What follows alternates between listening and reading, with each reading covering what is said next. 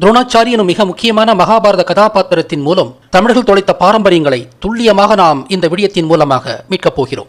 அவரை பற்றி மகாபாரதம் சொல்லும் அடிப்படை செய்திகளையும் பண்புகளையும் முதலில் பட்டியலிடுவோம். அவர் ஒரு பிராமணர். அவர் தமது இளமை காலத்தில் குருகுலத்தில் கல்வி கற்றார். அவர் எப்போதும் வெள்ளையாடை உடுத்திக் கொண்டிருக்கிறார். அவர் பூநூல் அணிந்துள்ளார்.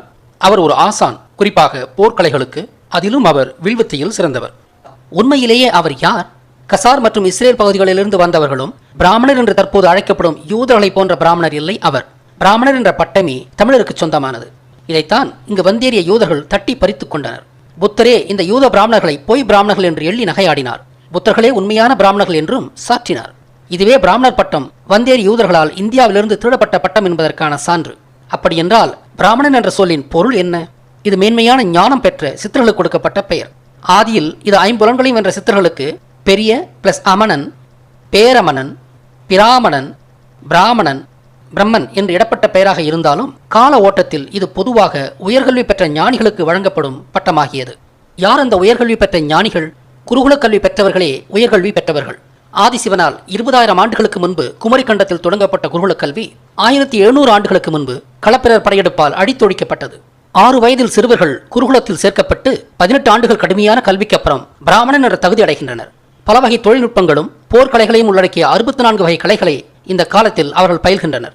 இதில் ஒவ்வொரு மாணவரும் தாங்கள் எதிர்காலத்தில் மேற்கொள்ளப் போகும் வாழ்வாதார தொழிலுக்கான சிறப்பு பயிற்சியும் அடங்கும். இந்த 18 ஆண்டு கல்வி 6 நிலைகளை கொண்டிருந்தது.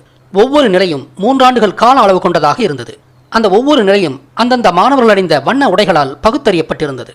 அந்த வண்ணங்களாவன வரிசைப்படி கருப்பு, நீலம், பச்சை, சிவப்பு, பொன்மஞ்சள், வெண்மை என்பன.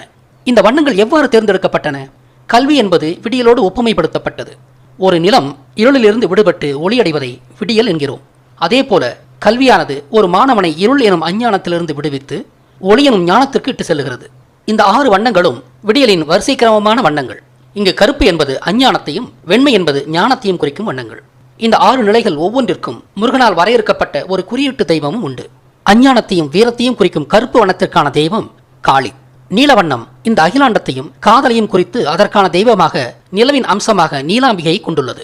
பச்சை வண்ணம் விவசாயத்தை குறித்து அதன் தெய்வமாக பச்சையம்மாளை கொண்டுள்ளது. சிவப்பு வண்ணம் குடும்பத்தை குறித்து இல்லக்குமை என்றும் லட்சுமி என்றும் அழைக்கப்படும் தெய்வத்தை கொண்டுள்ளது. பொன்மஞ்சள் நிறம் பொருளாதார வளத்தை குறித்து கனகவள்ளி என்றும் மாதங்கி என்றும் அழைக்கப்படும் தெய்வத்தை கொண்டுள்ளது.